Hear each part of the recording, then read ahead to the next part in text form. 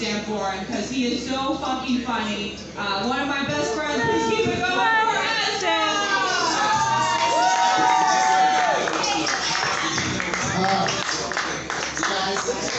I know it's been a long night full of like funny people and hilarious stuff, but I'm gonna be serious for a second.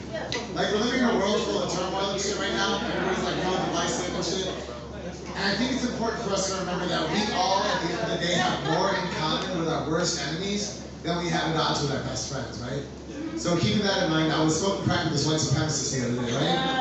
Yeah, and I know what you might be asking yourself, like, Ezra, why would you be smoking crack with a white supremacist? Really easy answer. One, he was giving me free drugs, and two, his dog had just had puppies, and I fucking love puppies. You know what I mean? So, yeah. But like, so I'm sitting there trying to figure out, like, how do I relate, like, find a way to like pacify this evil bigot so he'll keep giving me free drugs. You know what I mean? Got it. Yeah, right? Yeah. And the way that I found was music. It turns out both of us were really big fans of the band Parliament Funkadelic, which odd choice for a white supremacist, you know what I mean? But like, the weird thing was we both fucking had this crazy experience where we got to smoke crack with George Clinton, the lead singer of Parliament Funkadelic, right? Oh my God, that's crazy. Oh my God. Yeah, right? The lesson there is that music can transcend like race and bigotry and like a culture, all that shit, but crack is always white, you know what I mean? At the end of the day, you know, you gotta keep the morals up. But like, I don't know, dude, like fucking drugs will teach you important lessons, you know? Like, I don't know, not just like fucking the metric system or like budgeting and shit like that, like real life lessons, you know? Like I remember when I was 16, I was buying heroin from a skate bar in Detroit, which like, you guys remember being 16, right? No? You listening? All right, cool. Yeah.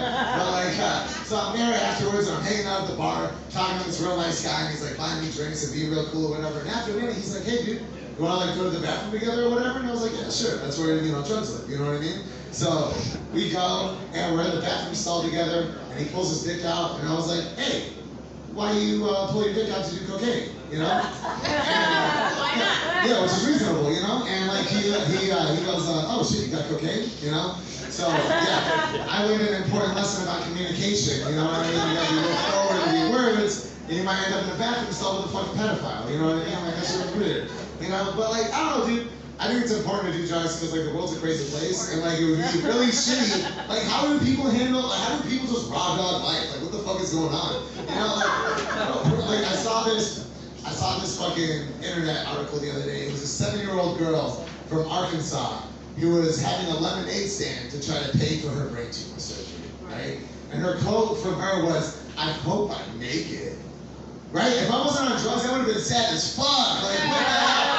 Bro, so it's like, bro, can you imagine that? Like, in your life, just like fucking like walking around, living your life, doing the whole thing, like, and fucking like there's a little kid like, excuse me, mister, I'm selling lemonade to try to pay for my brain tumor surgery. You know how kids talk, right? You know? So you're like, oh yeah, sure, kiddo, yeah, I'll fucking, how much for a cup of lemonade? And they go like, $140,000, right? And you're just like, there's not gonna be a tumor in your fucking head because that price is a joke. And then you're just out here beating the shit out of a little kid destroying their fucking lemonade stand, you know what I mean? All I'm saying is this. If you don't support universal health care, then you support me beating the shit out of kids in the street. And that makes you a fucking monster. You are a fucking monster. So anyways, here, dude, can you hold this mic for me? So anyways, a lot of people fucking like to talk about how like bunnies are rude or whatever.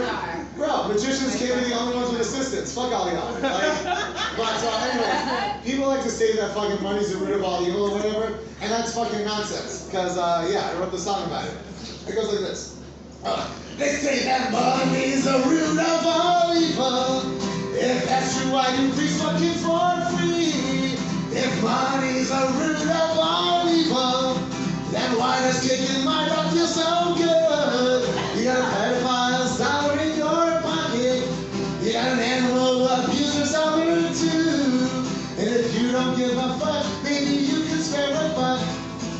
Otherwise, I'll keep going like money's the root of all evil. If that's true, why do people dress up like clowns for free, right? If money's the root of all evil, then why do clowns hail Hitler for free? You got a neo-Nazi's dollar in your pocket. You got juggalos dollar in there too. And if you don't give a fuck, maybe you could spare a buck.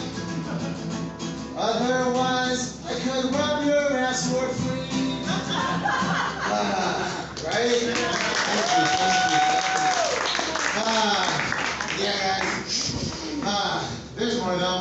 There's more. You guys think it's crazy how like rappers can just like say whatever the fuck they want? Like you can just say any kind of erroneous ass shit you want if you have a cool beat behind it. That's fucking wild, right? Like, dude, seriously, there's this rapper named T Grizzly, right? And he's got this line in his song where he goes, "Go get that thermometer for the pot. I need that shit cooked right. Let's keep that water 400 degrees Fahrenheit." Oh. Yeah, like really, T? You want your water almost double the steaming point of water? That's not even cook crack at all, idiot. I know the recipe by heart. That's just bad fucking crack, you know? Yeah. Like Kanye's got this line where he fucking proposes this situation, right? He goes, "Now, if I fuck this model, and she just bleached her asshole, And and I get bleach on my t-shirt, then I'm gonna feel like an asshole." Yeah, and it's like, you totally should. You totally should, easy. Zero part of that activity requires a fucking t-shirt. Take that shit off. You're not a cat camp the fucking pool. What are you doing, right? Or like DJ Khaled, not my rapping fuck, I'll say his name right. DJ Khaled and T-Pain have this song called So Hood. And in the chorus, nothing they describe as hood at all. Right? They just go like, "I'm so hood. I wear my pants below my waist and I'm not gonna dance while I'm in this place because you and your man's are sitting there hate." Like, bro, I grew up in Southwest Detroit. None of my friends are gonna admit to the fact that they're super self-conscious and really easy to catch. You know? Yeah. Yeah, and then he goes, "Yeah, and I got this gold up in my mouth, and if you come closer to my house, then you'll know what I'm talking about." Girl, are you inviting me over for a fucking robbery? Like, if I have gold in my fucking house, you are not knowing where the fuck I live. Oh my God, what? So, this is the way I think that chorus should go. I'm gonna say it up with this one. "I'm so good. It's 4:45 in the afternoon. I haven't taken off these sweatpants and flip-flops that I've been wearing all day. So I want several children, most of whom I mine up to the liquor store so I get my scratch-off lottery tickets and Newport cigarettes. So good." Yeah, I gotta write up. Oh no, it gets better. Yeah. I gotta ride a bike to school and work and everywhere I go because the socioeconomic conditions within my neighborhood don't provide the upward mobility necessary for me to actually finance a car. And this fiscal disparity is a huge problem within our society. So good. Yeah. So speaking of homophobia, I got called a faggot the other day at my local Denny's. Anybody else? Oh, what? All right, cool. There you go, Mike.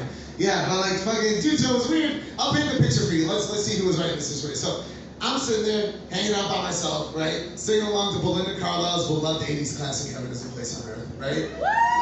Right? When all of a sudden this grizzled old woman looks up from her fucking sad, lonely spaghetti and meatballs. Which, side note, who the fuck goes to Denny's for spaghetti and meatballs? Who's like crossing the Atlantic like, "Ah, my niece, my daddy's, mwah." Like, what the fuck? I don't know that shit, right? So she's sitting there eating her sad, lonely spaghetti and meatballs, and she looks up and she goes, "Quiet down, faggot."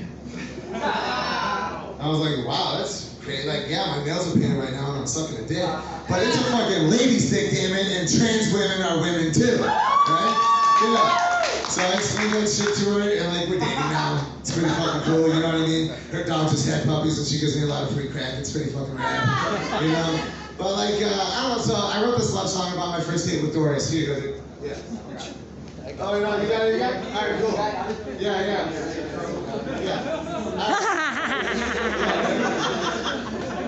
He said up front, I didn't tell him to fucking do it, that was his choice. It was his choice. Fucking Joe Biden's America, baby. No, I was just kidding, that's weird, right? Alright, so here's a song about my first date with Doris. It goes like this.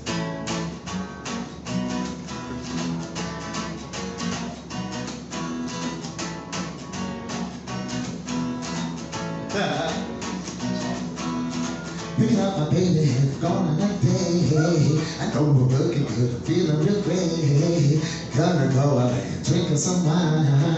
And if you are feeling inclined, I got 5 fingers and 5 of them are going to you.